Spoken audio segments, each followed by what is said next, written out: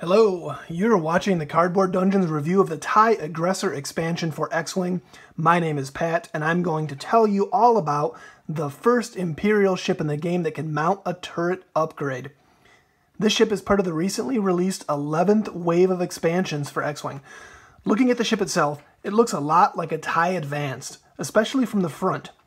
But when you turn it to the side, you can see that the panels have the top and bottom sections cut out just past the cockpit, and you can clearly see a rear-mounted turret. Looking at the maneuver dial for the TIE Aggressor, it's apparent that this is not among the most maneuverable of the TIE-class ships.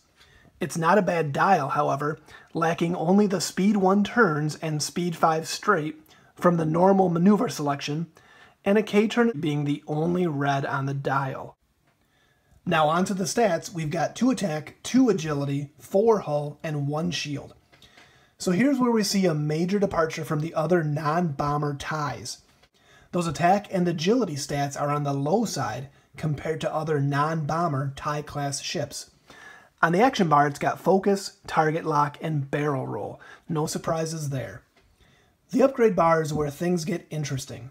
All TIE Aggressors can equip 1 turret and 2 missile upgrades. The turret is the big deal here, as I mentioned before. The Imperials are no longer left out in the cold as the only faction in the game without a ship that can bring the dreaded twin laser turrets to the table. Those double missile slots are interesting as well, particularly because of an upgrade included in this expansion. The top pilot for the TIE Aggressor is Lieutenant Kestel. She costs 22 points and has a pilot skill of 7.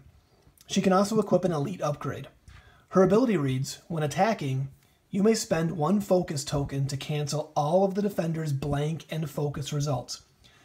This is a great ability because it can be used to shut down auto thrusters, which requires a blank result to trigger, as well as removing the defending ship's ability to spend focus tokens to convert focus results into evades. This makes Kestel a major threat to many of the aces in the game, who rely on auto thrusters and focus tokens to stay alive. Double Edge is the other unique pilot in this expansion. He has a pilot skill of 4 and costs 19 points. His ability says, once per round, after you perform a secondary weapon attack that does not hit, you may perform an attack with a different weapon. The wording here, in conjunction with the upgrade options, is important. It doesn't say that you can make a primary weapon attack after missing, like other similar cards. This means that Double Edge, with an ion cannon turret, could take a shot at a key enemy ship with a turret, and if it hits, great, now that ship is vulnerable for 1 round and you can hopefully set up some follow-up attacks. But if it misses, you can switch to an equipped missile and fire that immediately afterwards, possibly against a target that's already spent tokens to avoid taking the ion turret hit. Even the threat of a follow-up missile attack might be enough to force opponents to take an ion hit rather than risk the follow-up missile attack. Extra attacks are always a good thing in X-Wing, so this is a great ability. Onyx Squadron Escort is a pilot skill 5, 19 cost non-unique. Nothing special here, and it's worth noting that neither of the non-unique pilots for this ship can equip elite upgrades. Finally, Signar Specialist has a pilot skill of 2 and costs 17 points.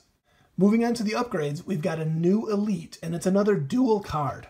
They sure do like those dual cards. Intensity is small ship only and costs 2 points. It reads, after you perform a boost or barrel roll action, you may assign 1 focus or evade token to your ship. If you do, flip this card. So, as we all know, extra actions in X-Wing are always great. On the back side of the card, we've got Intensity Exhausted, which says, at the end of the combat phase, you may spend 1 focus or evade token to flip this card.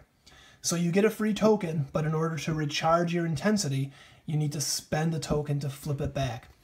This makes it interesting, but also less useful on a lot of pilots who are likely to spend those tokens during combat to stay alive and might have a hard time holding on to them. However, there's one pilot in the game who really wants to not spend his focus token, and that's Poe Dameron. And this just might be his new favorite elite upgrade. Poe can boost and get a free focus token, which is great, and his ability works via him simply having that token. So during the end phase, you can spend it and flip intensity back to use it again next round. I flew an intensity pole build a couple days ago and it was a lot of fun.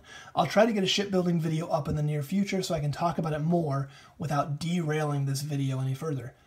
But before I move on from intensity, I have to point out that the pilot shown in the artwork here might be Howl Runner herself.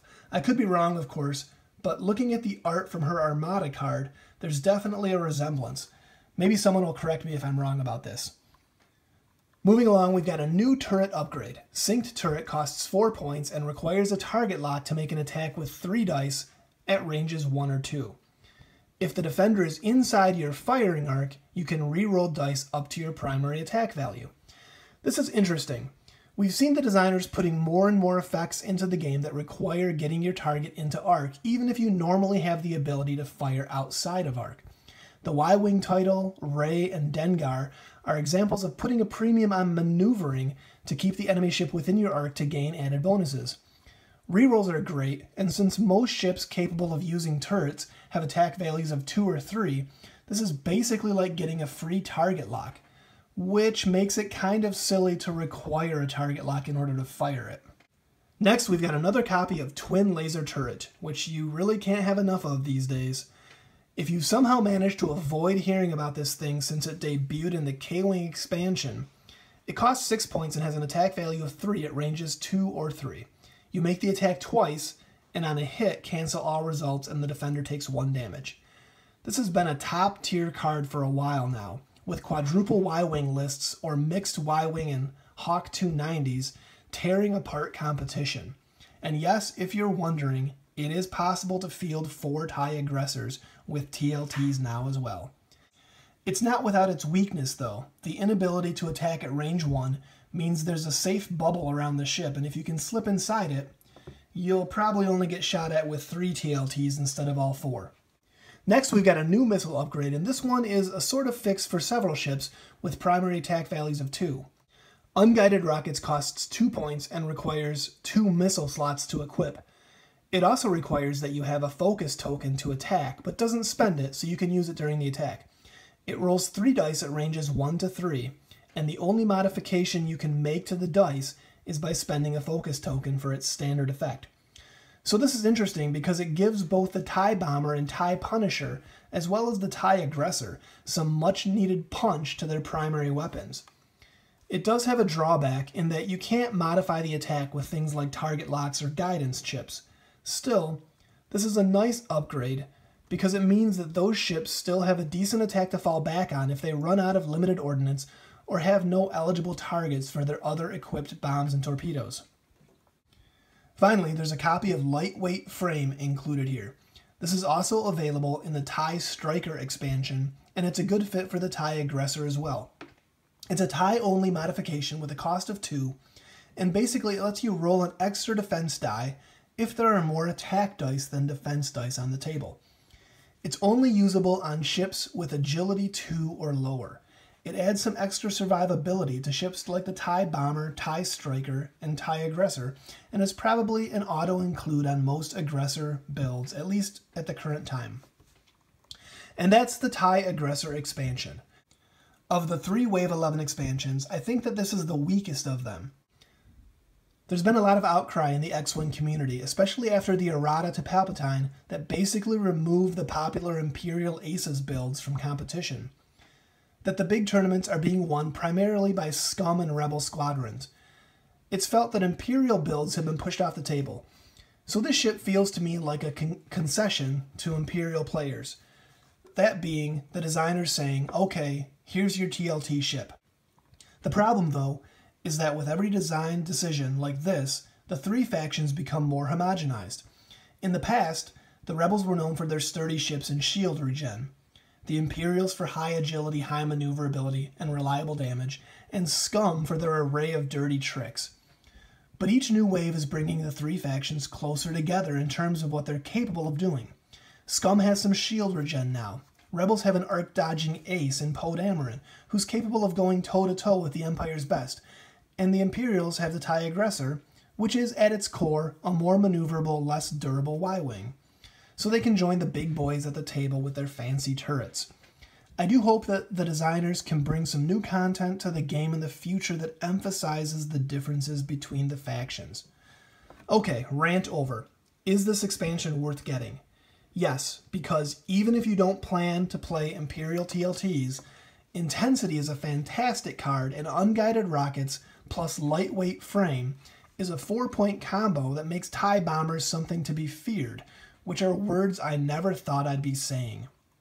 As always, thanks for watching the Cardboard Dungeon. See you next time.